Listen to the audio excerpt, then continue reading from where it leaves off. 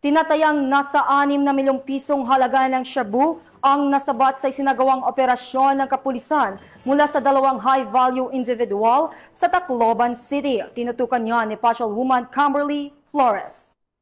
6,718,400 pesos halaga ng shabu ang nasabat sa 2 high-value individual sa kinasang bypass operation ng mga operatiba sa Barangay 66 Paseo de Legazpi, Tacloban City. Bandang alas 12:15 ng madaling araw ng ikasang operasyon ng mga tauhan ng Tacloban City Police Station 2 sa koordinasyon sa Philippine Drug Enforcement Agency 8. Narecover sa mga suspect ang 10 heat seal transparent plastic at 13 pirasong not-tied transparent plastic cellophane na naglalaman ng hinihinalang shabu na may tinatayang timbang na 988 grams na nagkakahalaga ng 6,718,400 pesos, isang genuine 500 peso bill na ginamit bilang bypass money at mga drug paraphernalia. Maharap ang mga suspect sa kasong paglabag sa Section 5 at 11 Article 2 ng RA 9165 o Comprehensive Dangerous Drugs Act of 2002. Bunga ng pinaigting na kampanya laban sa ilegal na droga, matagumpay na naisagawa ng Tacloban City PNP katuwang ang iba pang ahensya ng pamahalaan ang mga operasyon na naglayong tiyakin ang kaayusan at kapayapaan sa nasasakupan. Dahil sa bagong Pilipinas, ang gusto ng pulis, ligtas ka. Mula dito sa Eastern Visayas, ako ang inyong PNN correspondent, Patrolwoman Flores, alagad ng batas sa kataguyod ng Balitang Pulis.